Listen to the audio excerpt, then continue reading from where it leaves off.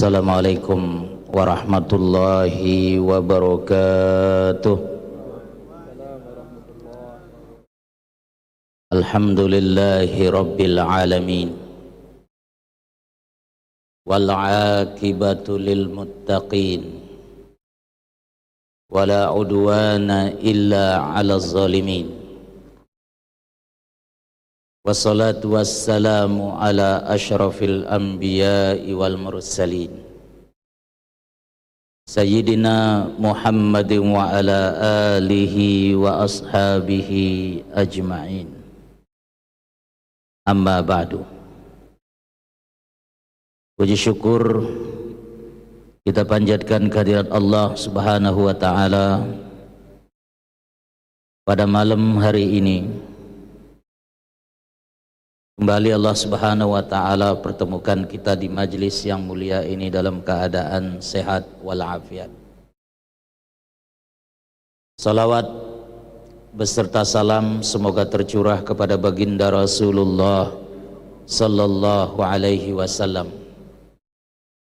Semoga kita semua kelak mendapatkan syafaat dari baginda Rasulullah sallallahu alaihi wasallam. Jamaah yang dirahmati Allah Subhanahu wa ta'ala, malam ini tanggal 14 Muharram 1447 Hijriah,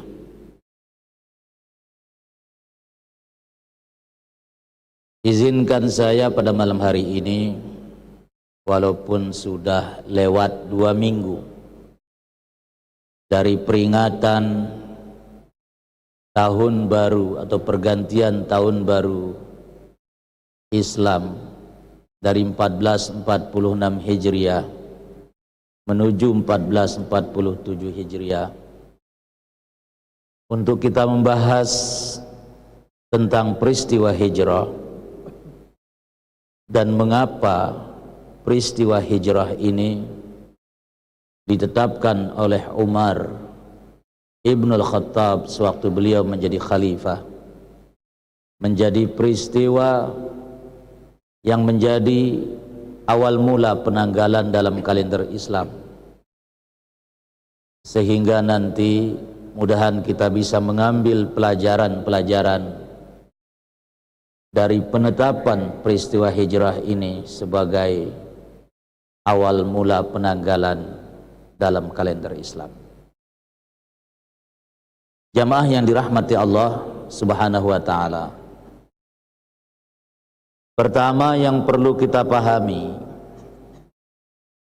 bahwa Rasulullah sallallahu alaihi wasallam itu hijrah dari Makkah ke Madinah, atau masih namanya Yasrib ketika itu, terjadi bukan pada bulan Muharram. Nabi berhijrah dari Makkah menuju Madinah itu di bulan Rabiul Awal. Sehingga jamaah yang dirahmati Allah, para ulama seperti penulis kitab Al-Ahkam As-Sultaniyah, Al-Imam Al-Mawardi misalnya, menyebutkan bahwa ada 3 peristiwa penting yang terjadi pada tanggal 12 Rabiul Awal. Tahunnya saja yang berbeda, tetapi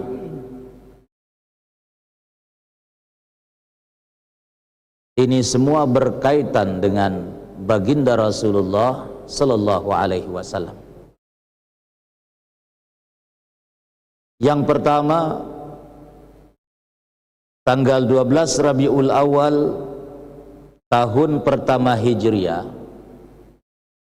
itu adalah saat Nabi sampai pertama kali di Yasrib, sampai pertama kali di Madinah. terjadi pada hari Senin tanggal 12 Rabiul Awal. Jadi beliau berhijrah itu berangkatnya bulan Rabiul Awal, bukan Muharram. Begitu beliau sampai di Yasrib pada hari Senin tanggal 12 Rabiul Awal, inilah peristiwa pertama yang terjadi pada hari Senin tanggal 12 Rabiul Awal, yaitu ketika Rasulullah Shallallahu Alaihi Wasallam sampai pertama kali di Yasrib. Peristiwa yang kedua, jamaah yang dirahmati Allah, terjadi pada hari Senin tanggal 12 Rabiul Awal tahun ke-11 Hijriah, yaitu wafatnya baginda Rasulullah Sallallahu Alaihi Wasallam. Sehingga Ibnu Mas'ud pernah melontarkan satu pernyataan, kalau hari Senin tanggal 12 Rabiul Awal yang pertama itu kota Madinah begitu indah, begitu cerah menyambut datangnya baginda Rasulullah Sallallahu Alaihi Wasallam untuk pertama kali di Madinah, maka peristiwa yang kedua pada hari Senin tanggal 12 Rabiul Awal adalah digambarkan Madinah begitu kelam, seolah-olah Madinah ketika itu menangis,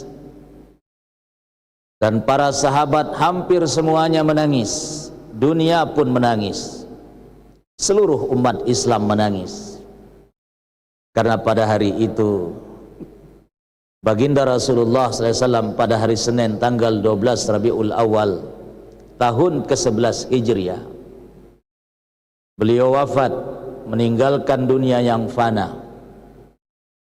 Di waktu duha beliau pergi untuk selama-lamanya meninggalkan kita semua.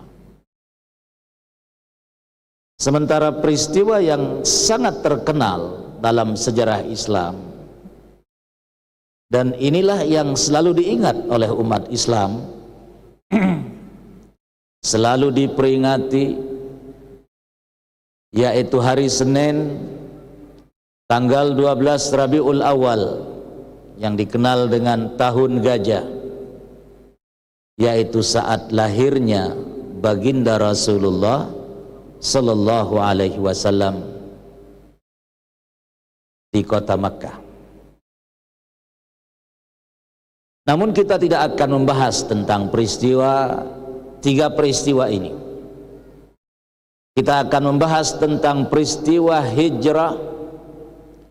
Kenapa peristiwa hijrah ini nanti ditetapkan oleh Umar Ibnul Khattab menjadi awal mula penanggalan dalam kalender Islam. Jamaah yang dirahmati Allah Subhanahu wa taala, sebelumnya kita perlu mengetahui bahwa sebelum penanggalan hijrah ini dimulai sebagai awal mula penanggalan dalam kalender Islam, jauh hari orang-orang Arab, bahkan sebelum Nabi Sallallahu Alaihi Wasallam dilahirkan, mereka sudah punya penanggalan. Penanggalannya disebut dengan penanggalan Qamariyah,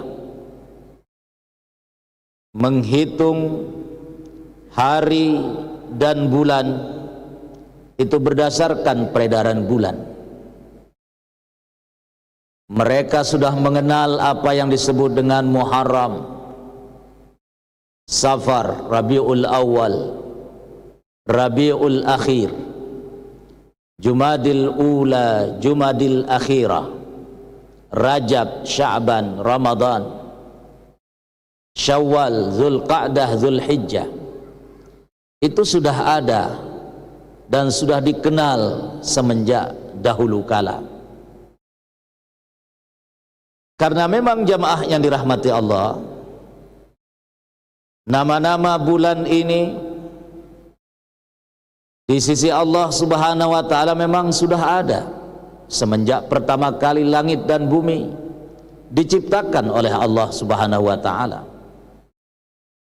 Dan itulah yang Allah sebut dalam Al-Qur'an di surat At-Taubah, inna iddatash syuhuri 'indallah itsna asyara syahram fi kitabillah yauma khalaqas samawati wal ard minha arba'atun hurum. Jadi semenjak diciptakannya langit dan bumi ini, 12 bulan ini yang namanya Muharram, Safar, Rabiul Awal sampai dengan Zulhijjah, itu sudah ada di sisi Allah Subhanahu wa taala. Begitu juga dengan Nasrani. Kita mengetahui bersama bahwasanya mereka sudah punya penanggalan yang disebut dengan penanggalan Masehi, yang dihitung dari semenjak lahirnya Nabi Isa alaihissalam. Peristiwa-peristiwa yang terjadi sebelum lahirnya Nabi Isa biasanya disebut dengan istilah qabla miladiyah atau sebelum Masehi. Misalnya 1000 tahun sebelum Masehi, maksudnya 1000 tahun sebelum Nabi Isa dilahirkan.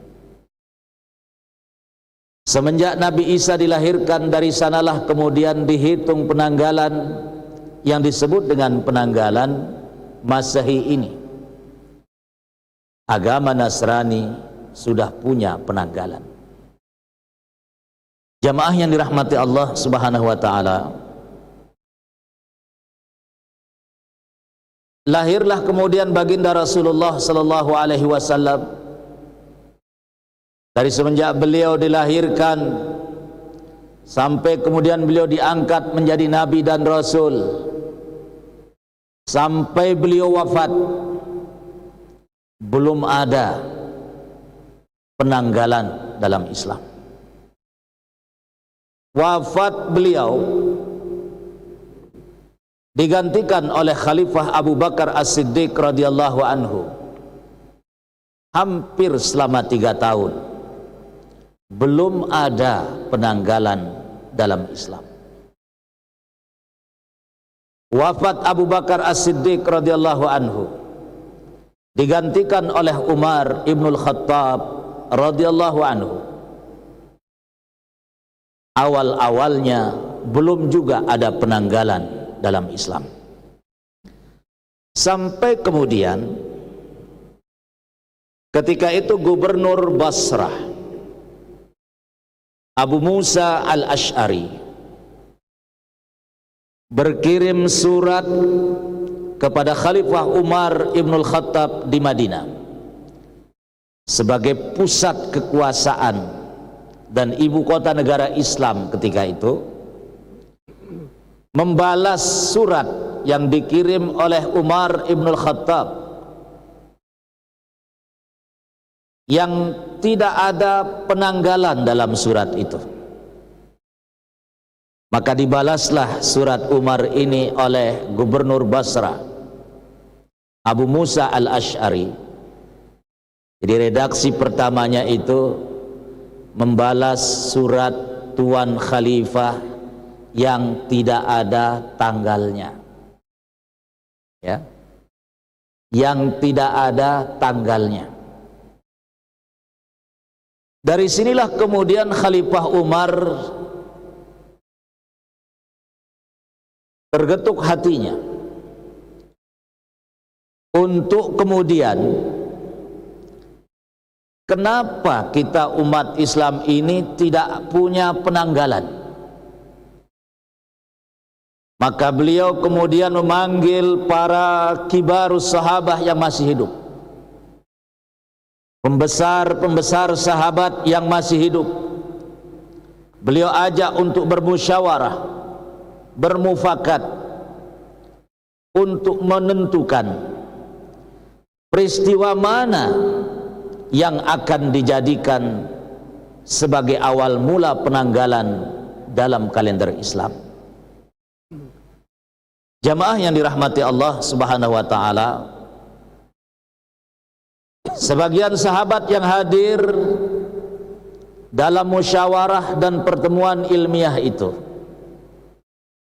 Ada yang mengusulkan peristiwa tahun gajah, yaitu peristiwa awal mula lahirnya baginda Rasulullah sallallahu alaihi wasallam, itu diusulkan untuk menjadi penanggalan pertama dalam kalender Islam.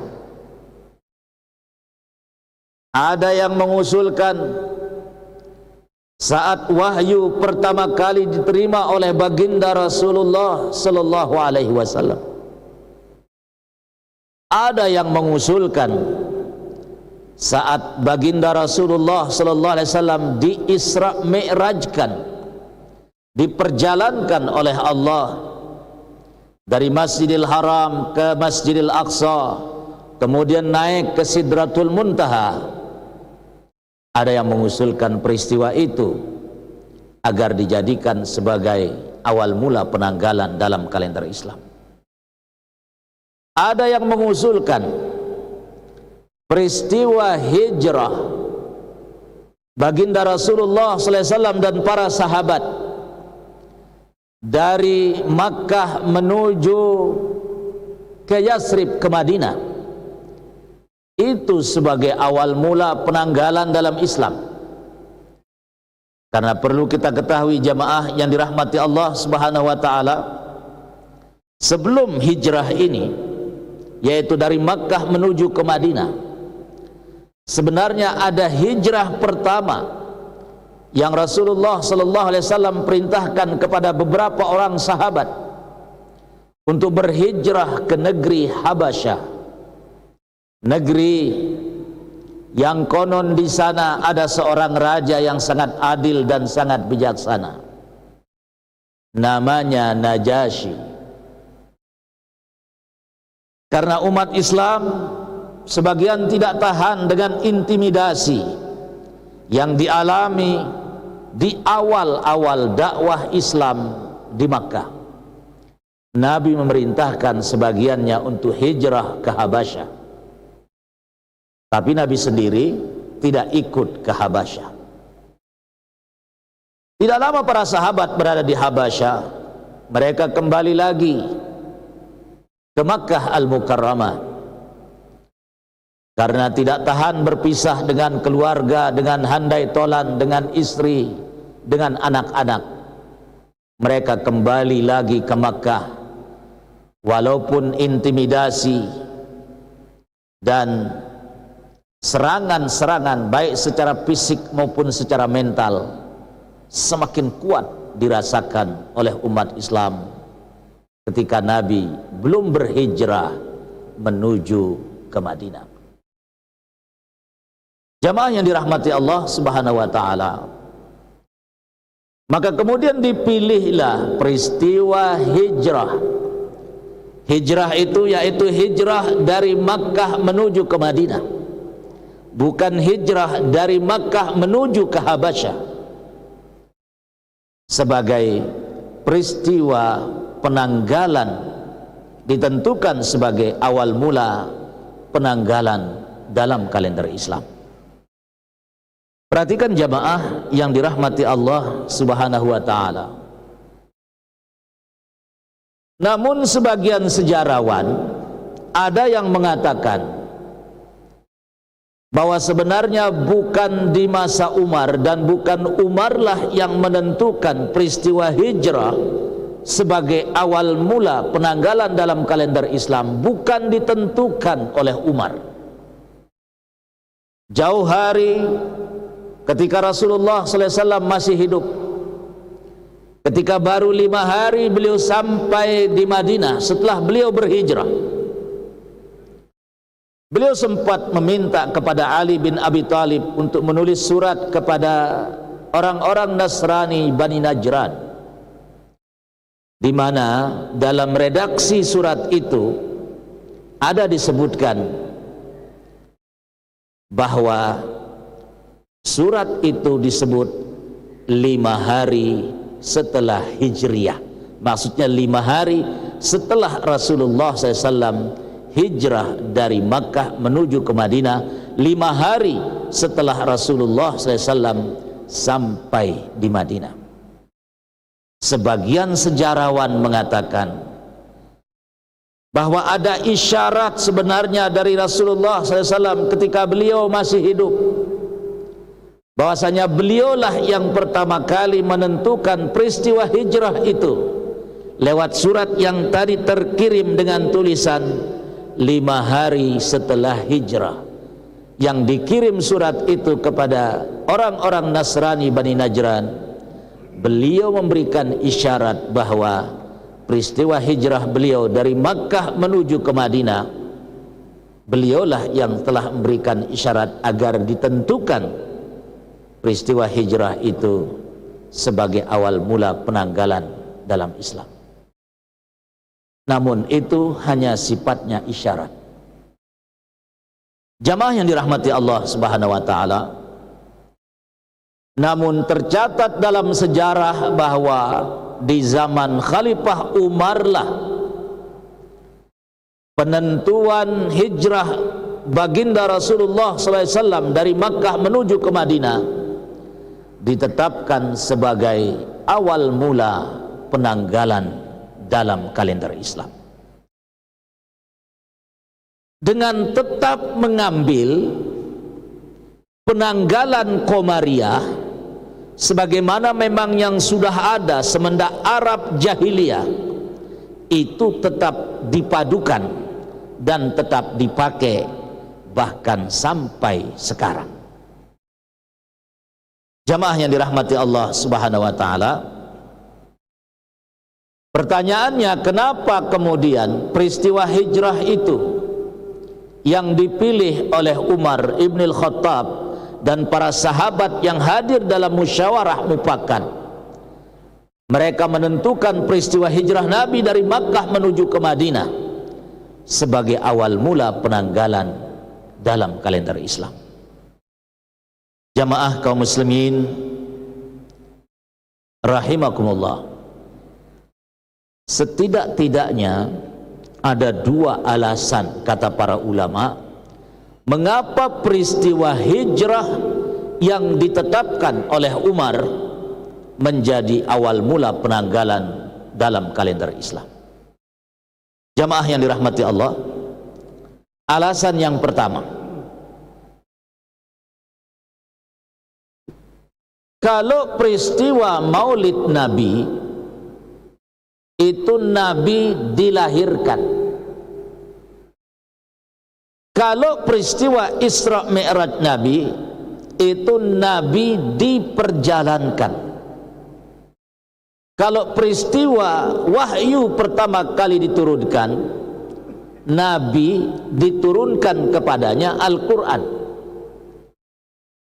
Beliau bukan sebagai subjek, tapi beliau sebagai objek. Dalam istilah bahasa Arab, Nabi sebagai maf'ulun bihi, bukan sebagai fa'il. Nabi sebagai yang pasif, bukan sebagai yang aktif.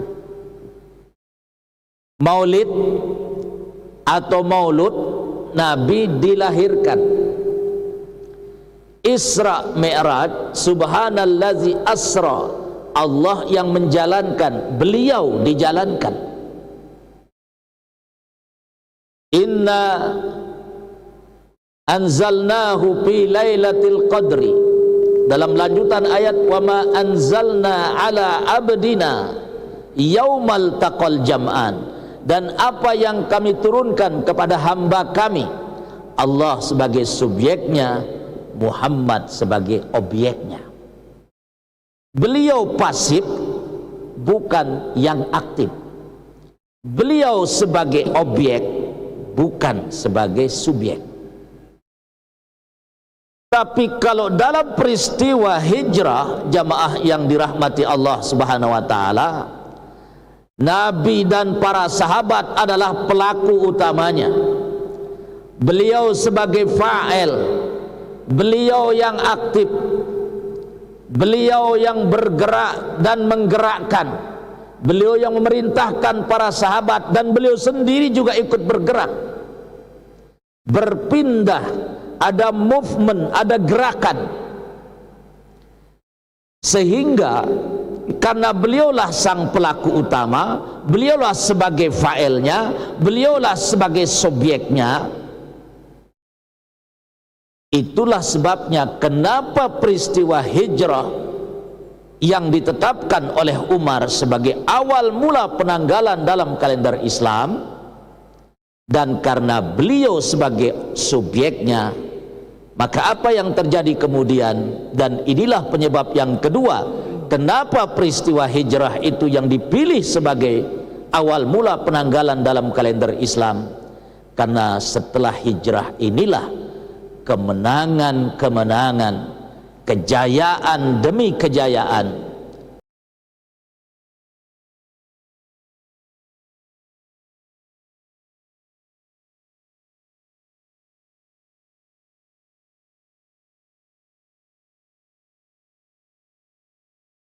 Islam dimulai dari peristiwa hijrah ini. Perhatikan jamaah yang dirahmati Allah Subhanahu wa taala. Nanti apa yang ingin atau menjadi stressing yang ingin saya sampaikan pada malam hari ini? Karena Nabi sebagai pelakunya, Nabi sebagai fa'ilnya, Nabi sebagai subjeknya, beliau yang bergerak dan beliau yang menggerakkan, maka kemudian kemenangan dan kejayaan Islam itu betul-betul dicapai oleh umat Islam. Maka perhatikan jamaah yang dirahmati Allah, ketika Allah mengatakan dalam Al-Quran, innallaha la yughayyiru ma biqaumin hatta yughayyiru ma bi anfusihim, Allah tidak akan merubah nasib sebuah kaum, Allah tidak akan merubah nasib seseorang, Allah tidak akan merubah nasib suatu bangsa sampai bangsa itu yang mau merubah nasibnya sendiri. Ya, perhatikan jamaah yang dirahmati Allah Subhanahu wa taala, bahwa kemenangan kejayaan itu tidak bisa diraih oleh orang yang pasif. Hanyalah orang-orang yang aktif, hanyalah orang-orang yang menjadi subjek, menjadi pelaku, itulah yang akan membawa perubahan. Bangsa Indonesia ini merdeka dulu bukan karena hadiah dari Belanda. Bangsa Indonesia ini merdeka bukan karena pasif, tetapi karena aktif. Aktif berjuang mengusir penjajah dari negeri Indonesia, aktif melakukan perundingan-perundingan. Maka dari sanalah kemudian Allah Subhanahu wa taala memberikan kemerdekaan. Kita tidak akan pernah berubah nasib kita, baik secara individu maupun secara kolektif, kecuali kalau kita mau menginginkan perubahan-perubahan itu. Kitalah yang merubahnya. Ya, mohon maaf jamaah yang dirahmati Allah Subhanahu wa taala, ketika Umar bin Khattab menemukan seorang anak muda duduk dari pagi sampai sore di pinggiran Masjid Nabawi berdoa minta kaya, Umar marah. Maka kemudian ia melontarkan satu ungkapan yang sangat terkenal, innas samaa la tumtiru dhahaba. Anak muda, kau tidak cukup hanya dengan berdoa, kau tidak cukup hanya dengan pasif, kau harus aktif, kau harus menjadi fa'il. Kau tidak boleh hanya sekedar menjadi objek, menjadi maf'ulun bihi. Karena langit tidak akan pernah menurunkan hujan emas. Kalau kau ingin kaya, kau harus berusaha. Berdoa itu bagian daripada ikhtiar setelah usaha maksimal dilakukan. Maka jamaah yang dirahmati Allah Subhanahu wa taala, baik dalam skala individu maupun secara kolektif, NTB, Lombok, Indonesia, umat Islam di dunia, kita tidak hanya sekedar berharap Allah Subhanahu wa taala mendatangkan pertolongan, Allah Subhanahu wa taala memberikan kita sebagaimana ketika Allah memberikan pertolongan kepada para sahabat dalam perang Badar. Tetapi memang harus ada usaha maksimal dari kita untuk melakukan perubahan, dan itu harus kita mulai dari diri kita masing-masing. Dan itulah inti dari hijrah, jamaah yang dirahmati Allah Subhanahu wa taala. Hijrah dari kebodohan menjadi pintar, hijrah dari kemiskinan menjadi tidak miskin lagi, hijrah dari keterbelakangan supaya bagaimana kita menjadi yang terdepan, hijrah dari kemaksiatan berusaha maksimal untuk meninggalkan kemaksiatan itu menuju ketaatan kepada Allah Subhanahu wa taala, sehingga pertolongan Allah akan datang baik kepada diri kita maupun kepada bangsa dan umat Islam di berbagai belahan dunia. Perhatikan jamaah yang dirahmati Allah Subhanahu wa taala. Kata seorang ulama, ikhlas itu terbagi menjadi 3 tingkatannya. Ya, terbagi menjadi 3 tingkatannya. Tingkatan yang paling rendah, kalau kita sholat, kata Nabi misalnya, siapa yang kepingin rezekinya dimudahkan, maka banyak-banyaklah sholat duha. Kalau ada di antara kita yang sholat duha, niatnya supaya ia diberikan rezeki yang banyak oleh Allah Subhanahu wa taala, dia lakukan itu karena Allah, tapi mengharap agar diberikan rezeki di atas dunia oleh Allah. Ini tingkatan ikhlas paling rendah. Ada orang beribadah niatnya supaya dia diberikan reward oleh Allah, mendapatkan pahala, mendapatkan sorga. Dia lakukan ibadah itu karena Allah Subhanahu wa taala, tapi niatnya agar nanti ia mendapatkan pahala sebanyak-banyaknya, supaya nanti ia selamat masuk dalam sebutan fa amma man saqulat mawazinuhu fahuwa fi 'isyatir radiyah. Allah akan berikan ia surga. Itu niatnya beribadah. Dia beribadah karena Allah, tapi niatnya mendapatkan surga. Ini tingkatan ikhlas yang kedua. Ada orang yang beribadah, ini tingkatan ikhlas paling tinggi, jamaah yang dirahmati Allah. Dia beribadah itu semata-mata mencari ridho Allah Subhanahu wa taala. Dia tidak ingin beribadah supaya dia diberikan ganjaran di dunia, supaya dia mendapatkan rezeki dari Allah taala di dunia, supaya dia jadi kaya, tidak. Dia beribadah tidak untuk mengejar pahala supaya mendapatkan surga, tidak. Tapi dia beribadah semata-mata karena Allah, mencari ridho Allah Subhanahu wa taala. Saya enggak peduli apakah Allah akan berikan saya rezeki di dunia ataukah tidak. Saya enggak peduli Allah akan masukkan saya ke dalam surganya ataukah tidak. Yang saya pedulikan, yang ada pada diri saya, bagaimana Allah Subhanahu wa taala betul-betul reda kepada saya. Itu tingkatan ikhlas paling tinggi, jamaah yang dirahmati Allah. Nah, saya mengajak diri saya, mengajak kita semua, kalau kita berbicara hijrah, kita pada malam hari ini, mari kita coba melihat diri. Selama ini kita beribadah, niat ibadahnya itu insya Allah kita ikhlas karena Allah. Apakah niat ikhlasnya supaya diberikan harta di dunia, ataukah niat ibadahnya supaya kita mendapatkan sorga, ataukah niat ibadahnya semata-mata mencari ridha Allah Subhanahu wa taala. Sehingga ketika kita meninggal dunia, Allah pantas menyebut kita dengan sebutan ya ayyatuhan nafsul mutmainnah irji'i ila rabbiki radiyatan mardiyah fadkhuli fi ibadi wadkhuli jannati. Wahai jiwa yang tenang,